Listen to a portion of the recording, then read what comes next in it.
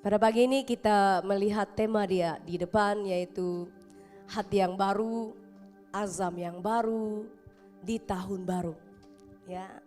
Jadi pasti setiap pribadi kita memang ada sesuatu yang baru yang kita ingin lakukan kepada Tuhan.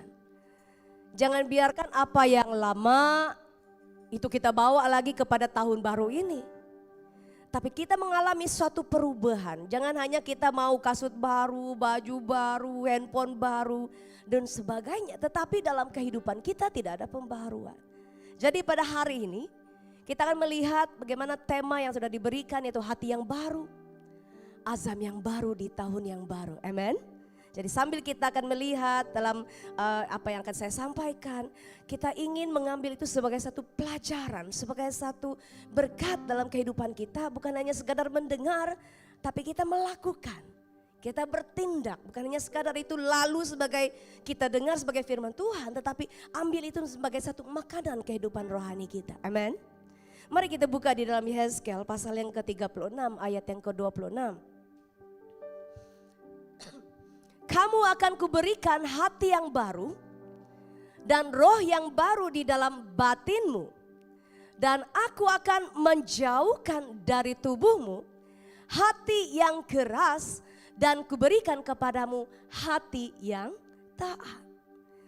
Tuhan menyatakan kepada Israel, bangsa Israel, di mana waktu dia membawa bangsa Israel keluar dari tanah Mesir, dia ingin memperbaharui orang-orang umat Israel supaya mereka melihat berkat yang tersedia di hadapan mereka. Ya.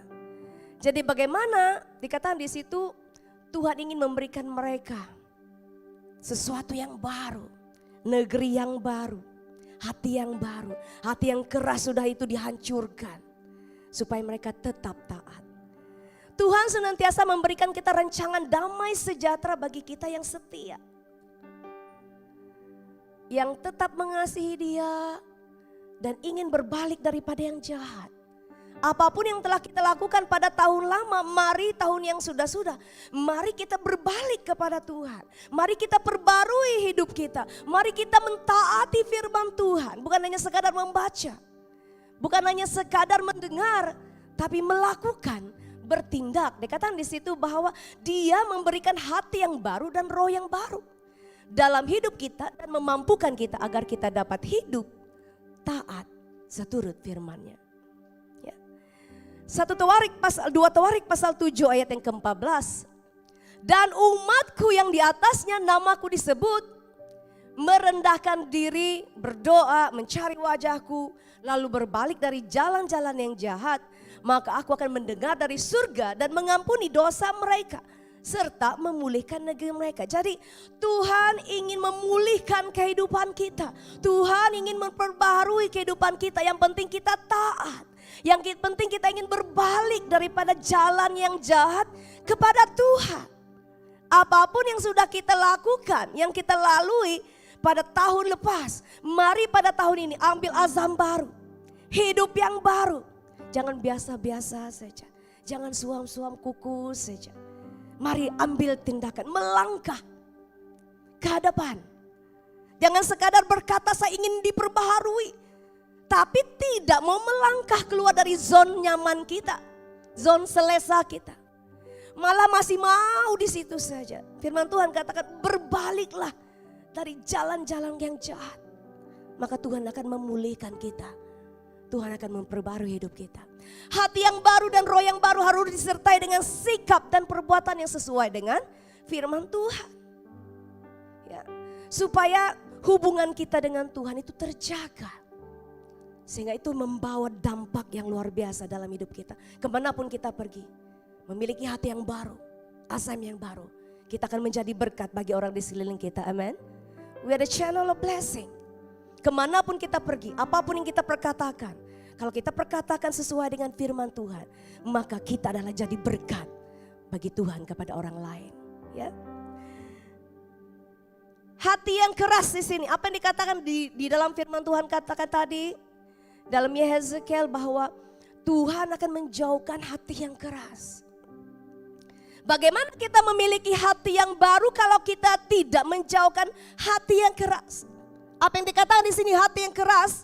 adalah sukar untuk menerima pendapat orang lain. Ya. Karena kalau kita lihat di sana waktu Raja Firaun, Musa mengatakan saya ingin membawakan Israel keluar dari Mesir. Dia tidak menerima apa pendapat daripada Musa. Susah dibawa berbincang atau berkomunikasi. Jadi itu hati keras. Selalu merasakan dirinya benar. Ya. Suka berdebat. Sukar dinasihati atau disuruh. Jadi itu dikatakan hati yang keras yang harus kita perbaharui. Jangan sampai itu yang sudah kita alami pada tahun-tahun yang lalu, pada tahun ini mari kita dikatakan di situ melembutkan hati kita, memperbaharui hati kita untuk Tuhan. Supaya apa yang kita capai pada tahun ini itu akan tercapai dan kita akan berhasil melakukannya. Kekeringan rohani membuat hati sangat keras. Kenapa? Tidak berdoa, tidak beribadah, tidak ada fellowship, tidak saling mengasihi dan sebagainya. Itu kekeringan rohani. Ya. Kekeringan rohani yang kadang-kadang membuatkan hati menjadi keras. Sebab itu kalau kita tidak mau gagal, buang jauh-jauh hati yang keras. Amen. Azam yang baru. Jangan sampai kita simpan lama-lama. Bagaimana Tuhan mau bekerja dalam kehidupan kita kalau kita tidak memiliki hati yang baru? Ya. Dulu saya memang orang yang keras. Didikan ibu bapak saya sangat keras. Bapak saya seorang polis. Salah-salah sedikit dipukul, digergaji, digantung. Sabut kelapa itu dibakar. Saya digantung. Sedikit saja kesalahan, sangat keras. Dikurung, diikat dan sebagainya. Ya selebihnya banyak lah. Tapi sudah bertobat. Kenapa? Kedegilan, kekerasan hati saya. Tidak mau terima teguran, tidak mau terima ajaran. Tapi akibatnya, itu yang ibu bapak saya lakukan. Sangat keras. Tetapi itu membuatkan waktu saya melihat kehidupan saya waktu itu. Setelah bertobat, setelah saya berbalik kepada Tuhan. Saya melihat betapa besar, betapa baik Tuhan dalam kehidupan saya. Ya, walaupun dengan kekerasan. Kita lihat Keluaran 7 ayat 13. Waktu itu Firaun berkeras hati tidak membenarkan Israel keluar. Sehingga apa yang terjadi? Waktu Musa mengatakan saya ingin membawa umat Israel keluar dari Mesir. Tuhan mendatangkan tulah-tulah, Tuhan mendatangkan kutuk-kutuk, akhirnya anak sulung meninggal. Ya, itu dikatakan kekerasan hati Firaun. Jangan sampai hati kita keras, tidak berubah, tidak mau diperbaharui. Sehingga ada sesuatu yang terjadi dalam kehidupan kita, baru kita mau kembali kepada Tuhan. Mari dari awal, dari azam yang baru. Berikan hati kita sungguh-sungguh kepada Tuhan. Maka Tuhan akan merubah 360 dalam kehidupan kita. Sesuatu yang baru, amen. Berbalik daripada yang jahat. Apa yang dikatakan di hati yang baru di sini? Hati yang keras sudah dilembutkan ya oleh Tuhan. Dikatakan mau belajar, diajar, mau merendahkan diri, dibentuk, ditegur, apalagi di situ. Taat, mau mengampuni. Itu hati yang baru. Dulu saya katakan saya ini orang yang keras karena disiplin ibu bapak saya. Tapi apabila saya sudah bertobat, saya mengampuni mereka. Saya taat kepada orang tua saya. Saya mau dididik, saya mau ditegur, apalagi setelah saya masuk sekolah Alkitab, saya benar-benar dididik menjadi seorang hamba Tuhan yang diperbaharui, yang dipakai guna dalam pelayanan. Sebab itu mari kita perbaharui hati kita daripada untuk mau belajar, mau ditegur, mau mengampuni, mau taat, ya dibentuk dan sebagainya. Memang sakit untuk kita melangkah untuk hati yang baru. Tapi kalau Tuhan berkehendak dalam kehidupan kita, tidak ada yang mustahil, amen. Memperbaharui hidup kita, ya. Kita perhatikan lagi seterusnya adalah hati yang bau diajar dan belajar, dikatakan di situ. 2 Timotius 3 ayat 16 hingga 17. Segala tulisan yang diilhamkan Allah memang bermanfaat untuk mengajar, untuk menyatakan kesalahan, untuk memperbaiki kelakuan dan untuk mendidik orang dalam kebenaran. Dikatakan di sini bahwa firman Tuhan dikatakan mengajar, menyatakan kesalahan, mendidik orang dalam kebenaran. Jadi mau diajar oleh Tuhan, mau belajar, jangan keraskan hati kita, mau belajar. Belajar untuk lebih taat, belajar untuk mendengarkan firman Tuhan, belajar untuk berdoa, belajar untuk bersekutu, belajar untuk terus tetap tinggal tenang dalam Tuhan. Amin. Itu yang harus kita lakukan setiap hari, mau belajar dan mau diajar. Jangan tolak didikan, karena didikan Tuhan itu sangat dahsyat dan luar biasa dalam kehidupan kita. Hati yang mau merendahkan diri atau hati. Yakobus 4 ayat yang 10. Rendahkanlah dirimu di hadapan Tuhan dan Ia akan meninggikan kita. Jika kita merendahkan diri di hadapan Tuhan di situ dengan menyadari serta menerima bahwa kita tidak sempurna, sebab itu kita memerlukan kasih Tuhan, pimpinan Tuhan, supaya dikatakan di sana Tuhan akan memenuhi hati kita dengan damai. Amen. Ya, hati yang merendahkan diri. Bukan merendahkan diri, ada dua maksud di sini. Merendahkan diri rasa siapalah kami toh, itu selalunya di situ kan. Bukan itu. Tapi merendahkan diri kita benar-benar mempersembahkan hidup kita kepada Tuhan. Kita benar-benar memberikan hidup kita, pekerjaan kita kepada Tuhan. Maka Tuhan akan memenuhi damai. Tuhan akan memimpin hidup kita kemana kita pergi. Merendahkan hati kita di hadapan Tuhan. Ya.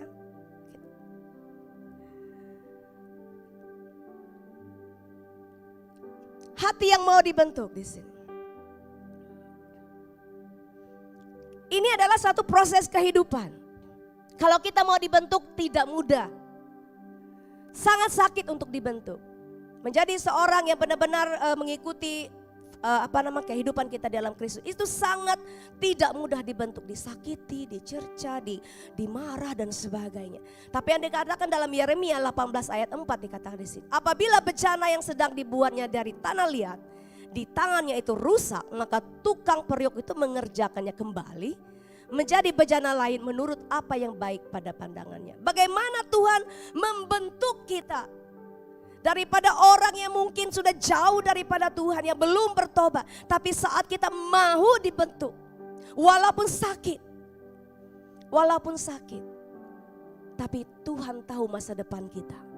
Dia ingin membentuk sesuatu kehidupan kita supaya damai sejahtera kita terima di dalam Tuhan. Harus dibentuk. Jangan hanya kita tinggal di keadaan kita pada masa yang lama, tetapi tidak mau dibentuk di dalam melakukan pekerjaan Tuhan. Ya, setiap pribadi kita rela dibentuk supaya kita di dalam acuannya genggaman Tuhan.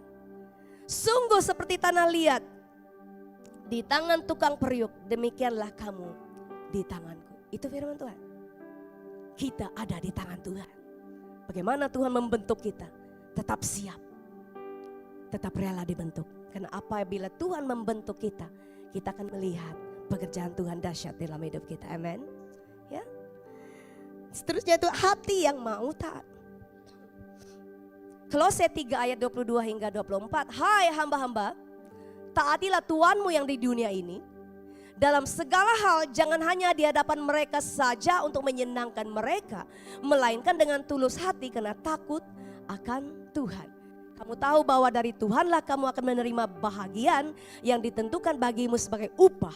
Kristus adalah Tuhan dan kamu hambanya. Jadi harus taat, bukan hanya taat kepada pemerintah, bukan hanya taat kepada yang sudah diajar kepada kita, tapi mari kita terus takut, taat akan Tuhan.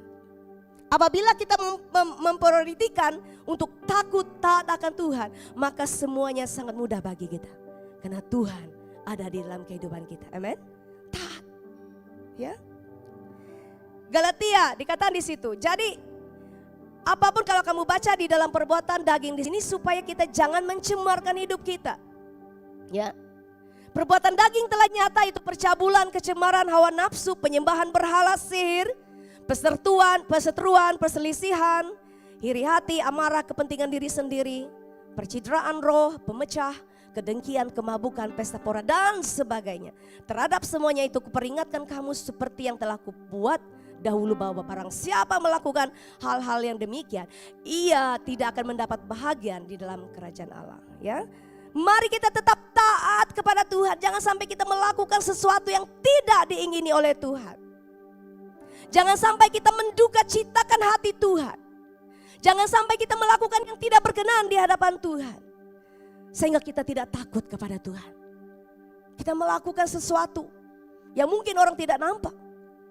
Tapi Tuhan katakan, mata Tuhan melihat apa yang kamu buat. Ya. Jadi jangan sampai kita tidak takut akan Tuhan. Tidak taat. Dikatakan di sana tidak akan mendapat bahagian dalam kerajaan Allah. Roma 8 ayat 8, mereka yang hidup dalam daging tidak mungkin berkenan kepada Allah.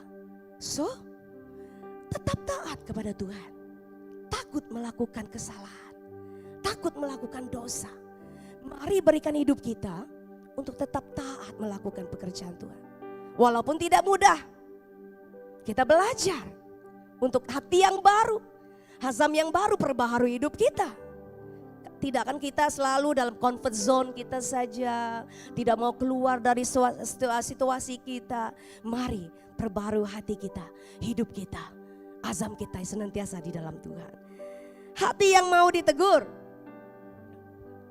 Amsal 5 ayat 31 ayat 32. Saya banyak memberikan ayat-ayat sebagai satu dorongan bagi kita juga. Orang yang mengarahkan telinga kepada teguran yang membawa kepada kehidupan akan tinggal di tengah-tengah orang bijak. Siapa mengabaikan didikan membuang dirinya sendiri, tetapi siapa mendengar teguran beroleh akal budi. Amsal 10 ayat 17. Orang yang menerima teguran akan hidup sejahtera. Tetapi orang yang tidak mau mengakui kesalahannya berada di dalam bahaya. So kita tidak mau berada di dalam bahaya. Ya. Kita tidak mau dikatakan di sana hidup di tengah-tengah orang yang tidak percaya. Jadi mari terima didikan, terima teguran. Teguran yang membangun kehidupan kita. Bagaimana untuk kita tetap berjalan di dalam jalan Tuhan. Mari terima teguran daripada Tuhan. Hati yang mau mengampuni seterusnya. I forgive you, udah katakan di situ. Ya. Belajar untuk hati yang baru. Hati yang mau mengampuni. Ayat Kolose pasal yang ketiga ayat 13. Sabarlah kamu seorang terhadap yang lain.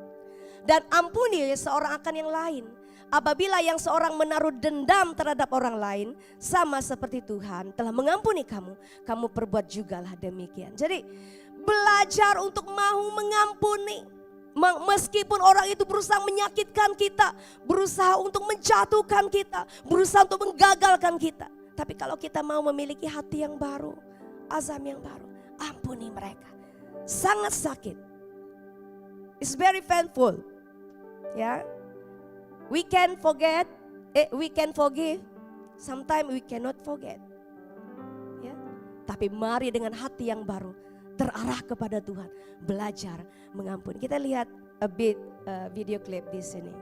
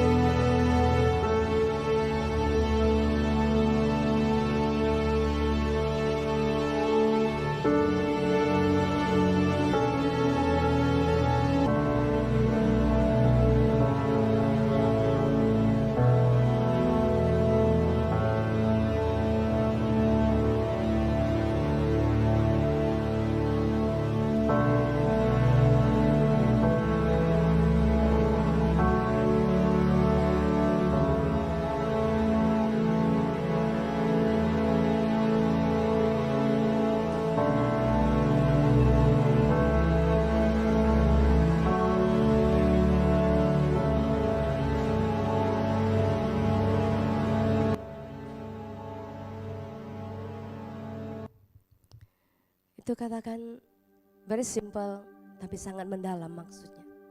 Untuk mengampuni. Saya mengampuni orang tua saya.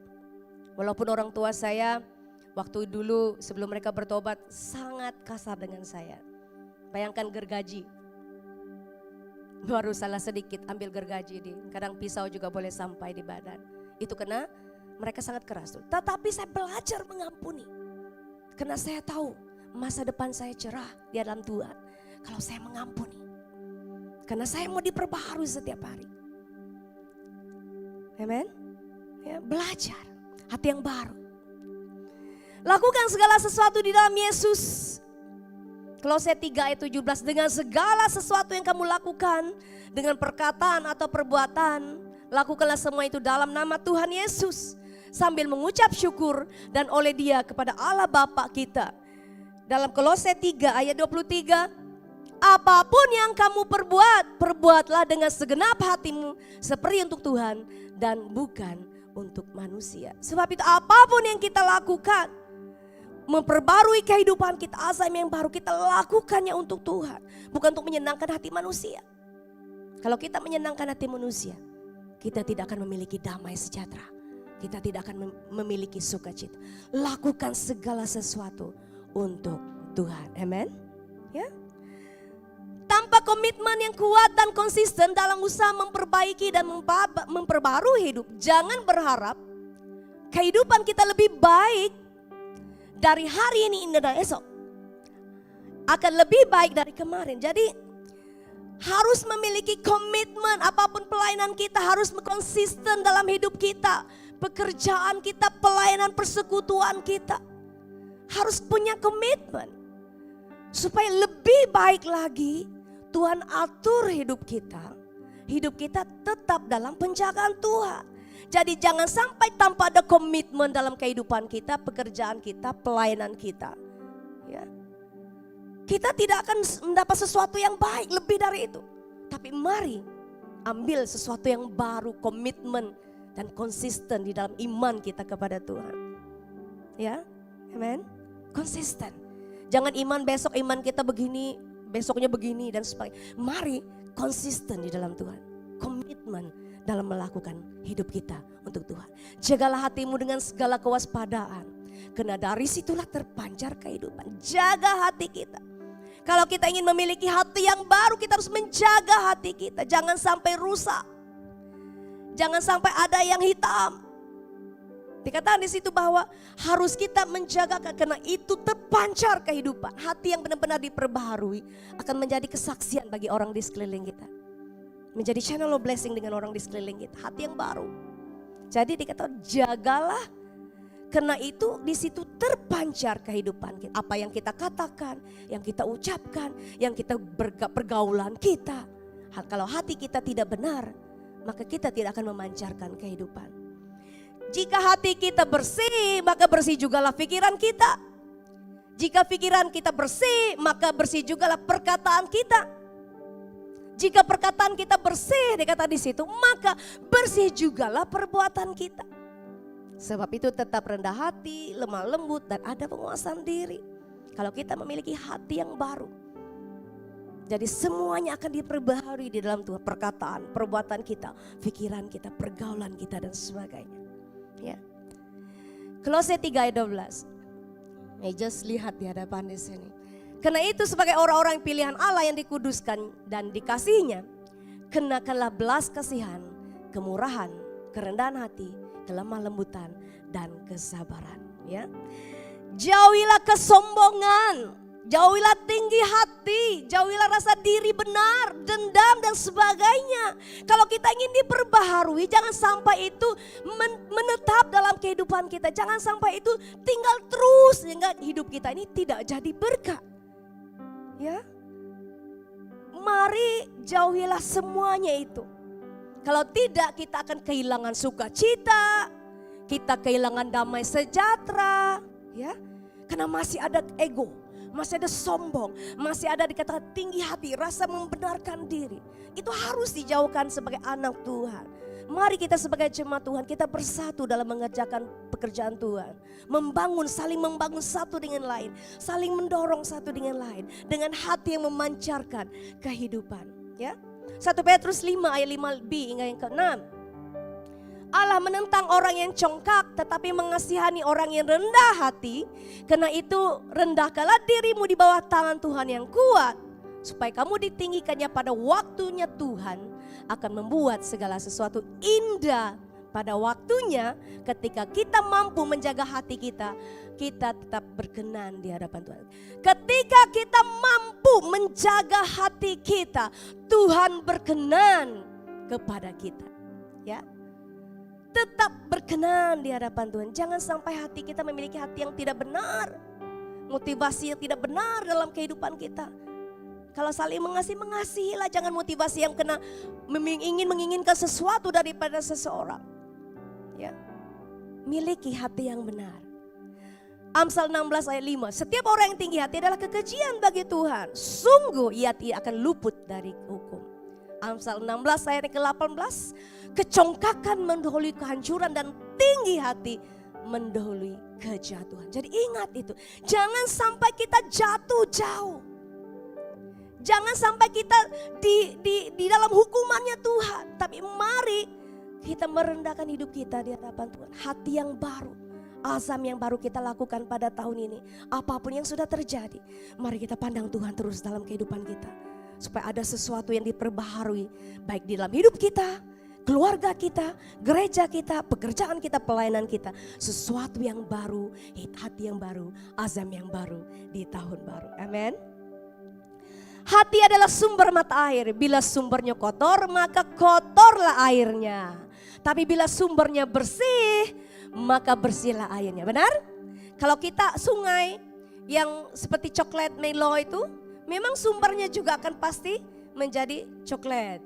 Tapi kalau sumber air itu warna jernih, kita juga terima dengan air jernih. Sama juga demikian.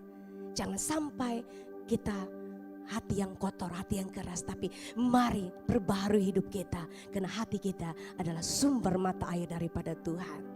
Jaga, kawal supaya tidak tercemar. Amsal 27 ayat 9. Seperti air mencerminkan wajah, demikianlah hati manusia mencerminkan manusia itu. So hati-hati dengan hati. Hati-hati dengan hati. Jadi hati-hati. Ya. Selama kita masih hidup, kita masih ada kesempatan untuk melakukan hal yang dan mengubah sesuatu, banyak hal dalam kehidupan. Tahun baru, ini kesempatan kita mengubah sesuatu yang baru. Kalau kita rasa mungkin hati kita dulu begini, perbuatan perkataan kita dulu tidak jadi berkat. Mari tahun ini, selagi masih ada kesempatan Tuhan berikan kita bernafas, kita dapat hidup. Lakukanlah hal-hal yang baik di hadapan Tuhan. Ya, lakukan sesuatu yang baik. Karena ini kesempatan yang Tuhan berikan. Kita tidak tahu. Esok lusa seperti nyanyian saya. Esok lusa pastikan pergi. Ya. Setelah itu Galatia 6 ayat 10 mengatakan. Karena itu selama masih ada kesempatan bagi kita. Marilah kita berbuat baik kepada semua orang. Amen. Berbuat baik. Tetapi terutama kepada kawan-kawan kita seiman. Saling membangun. Saling mengasihi. Saling berbuat baik. Galatia 9 ayat 6 ayat 9. Janganlah kita jemu-jemu berbuat baik, karena apabila sudah datang waktunya kita akan menuai jika kita tidak akan lemah.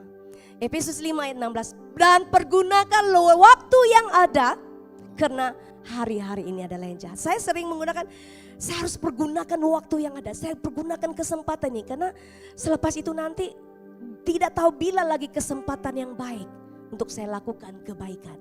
Jadi ambil azam baru, pergunakanlah waktu yang ada ini.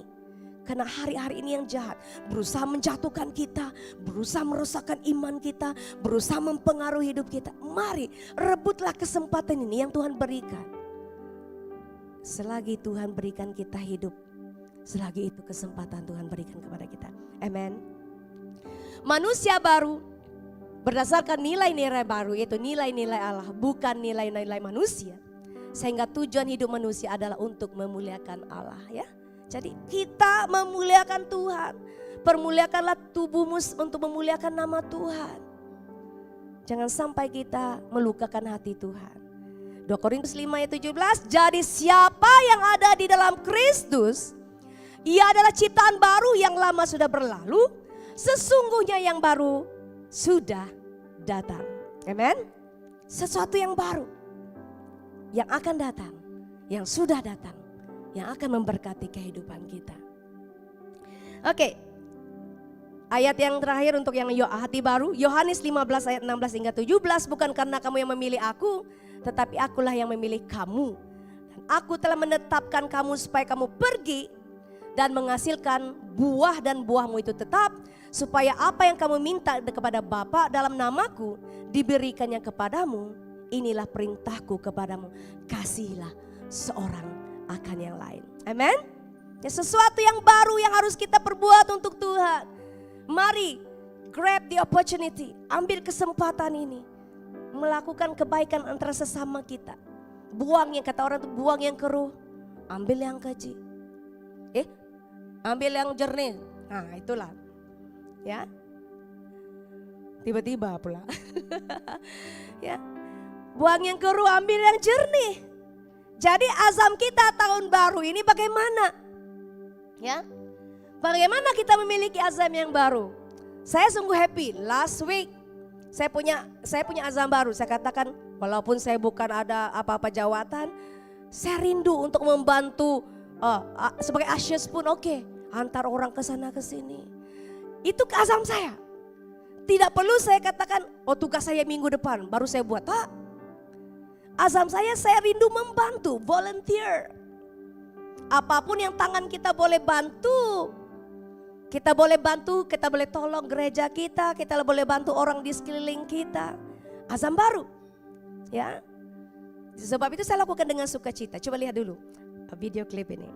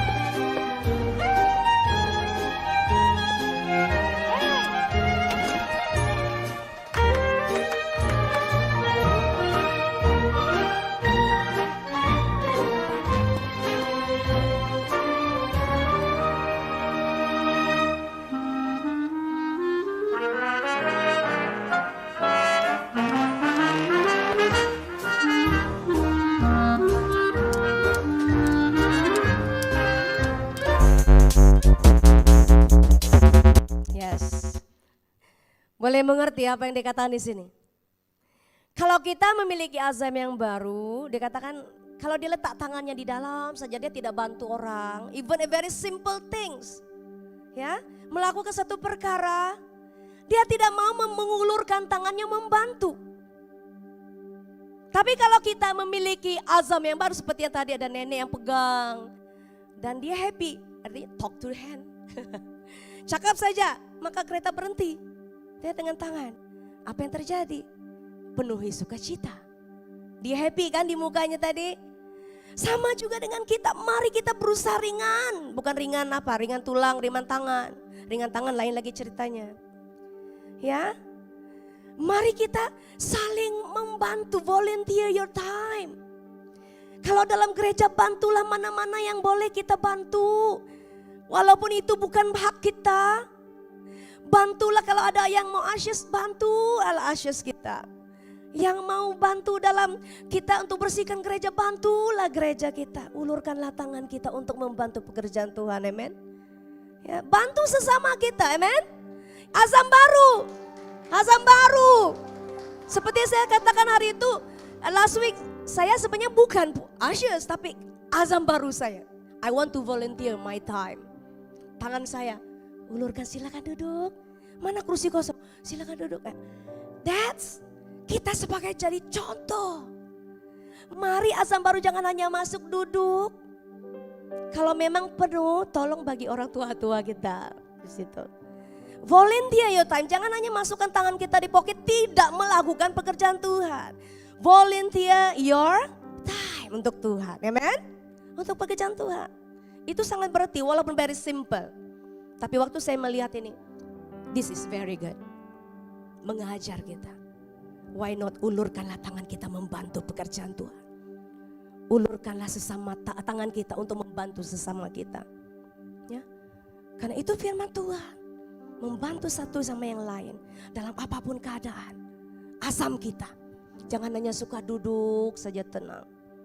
Ya, tapi mari luangkan waktu kita untuk melakukan pekerjaan Tuhan.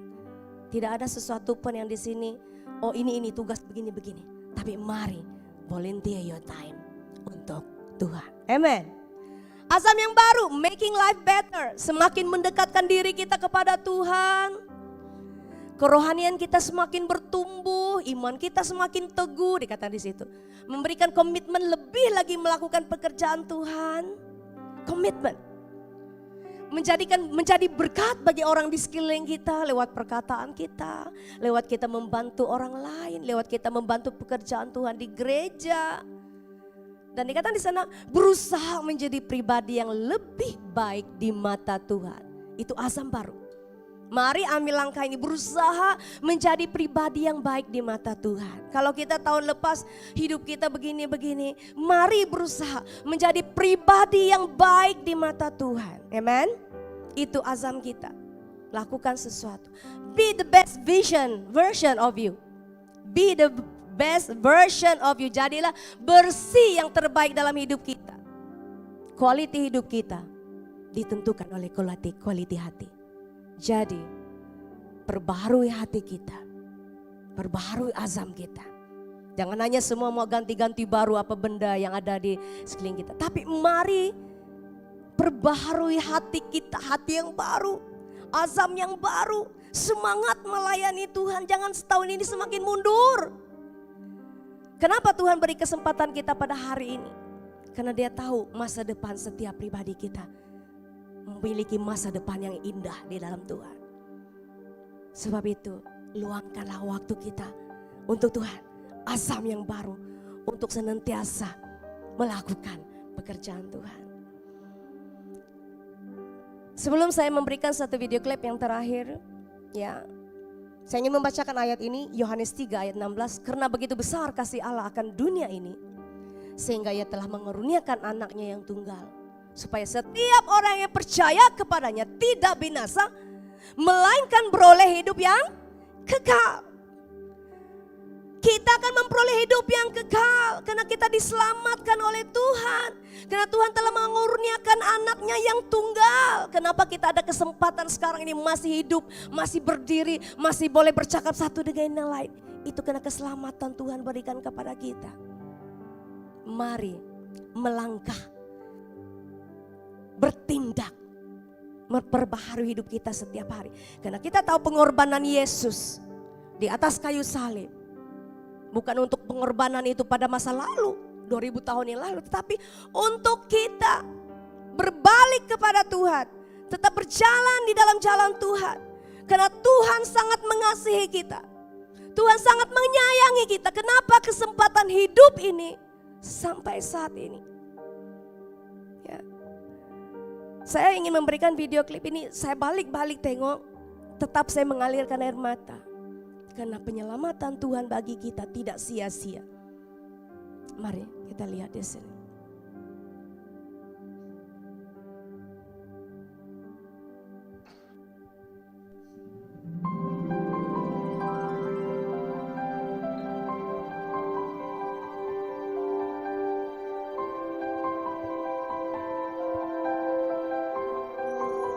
Ini seorang bapak, dia sangat mengasihi anaknya.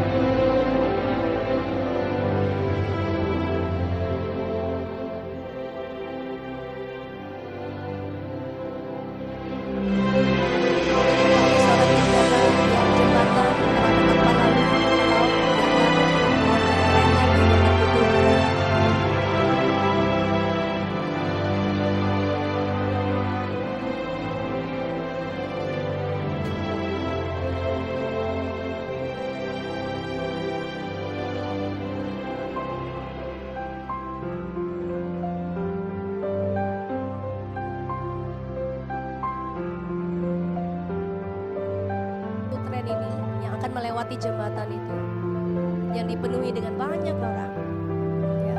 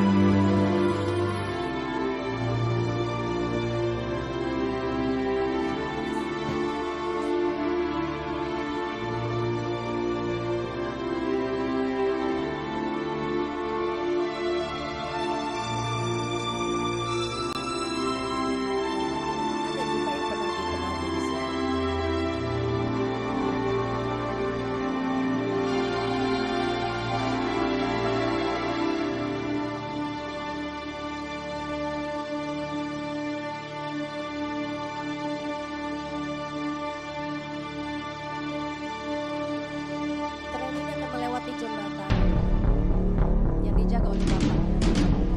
Tapi satu hari sesuatu teknik keselamatan itu terjadi. Waktu tren itu, kereta api itu ingin melimpasi jembatan. Jembatan itu tidak dapat turun.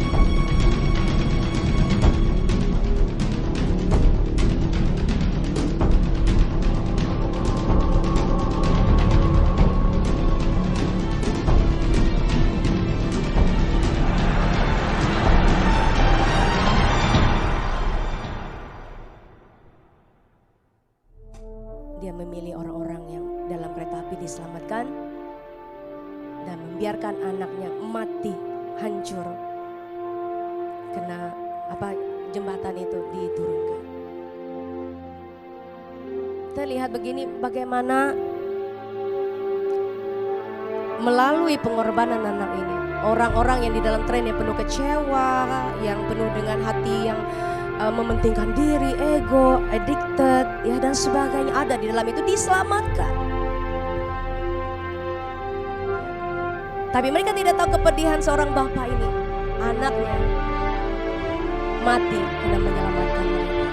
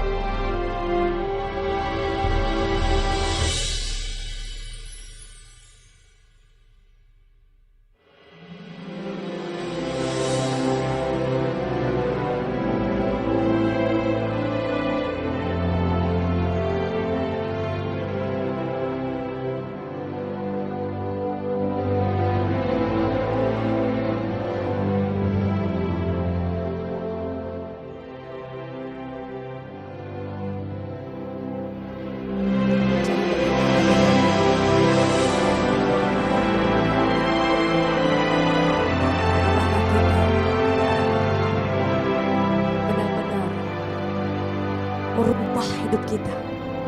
Karena kita tahu keselamatan yang Tuhan berikan tidak sia-sia bagi kita. Mari miliki azam yang baru. Saya jemput semua Bapak saya. Kesaksian saya yang terakhir. Waktu kami punya pelayanan di Tarakan, saya lupa tahun berapa. Kami mengikuti satu dari Tawau ke Tarakan, Tarakan ke Nunukan, Tawau. Waktu kami balik, kami menggunakan satu kapal. Jadi kami yang lain lagi santai-santai di luar, memegang rel satu kapal itu. Dan nakoda kapal itu sedang siok-siok bercerita. Dia tidak nampak karena waktu itu air surut. Ada satu bonggolan pasir di tengah laut.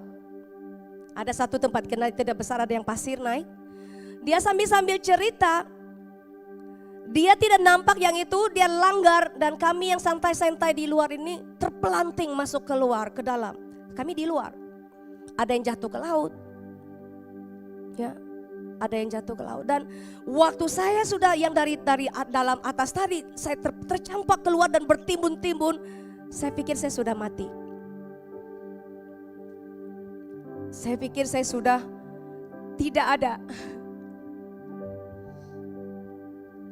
Tapi saya tahu Tuhan menyelamatkan saya karena Tuhan mempunyai rencana yang indah. Waktu saya sadar,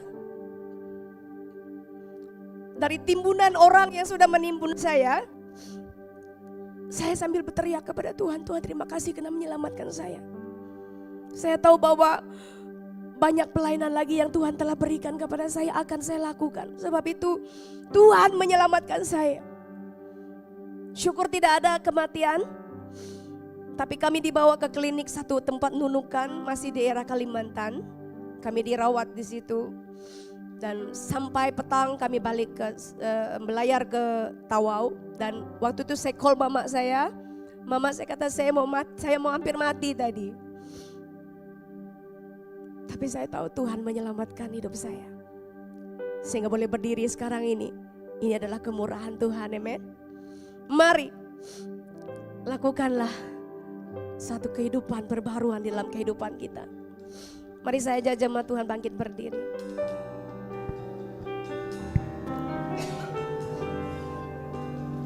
Tuhan, inilah hidup kami ya Bapa.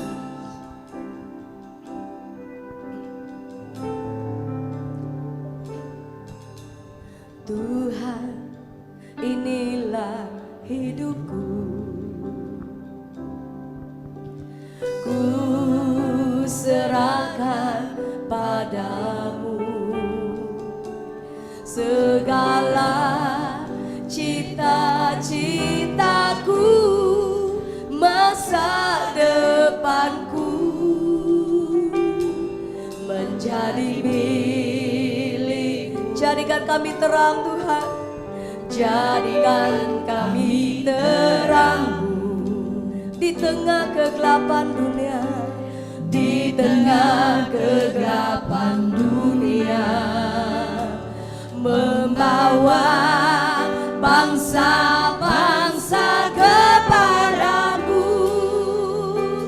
Tuhan, ini kerinduan. Mari bagimu Tuhan, bagimu Tuhan seluruh hidupku. Pakailah Tuhan untuk kemuliaan-Mu.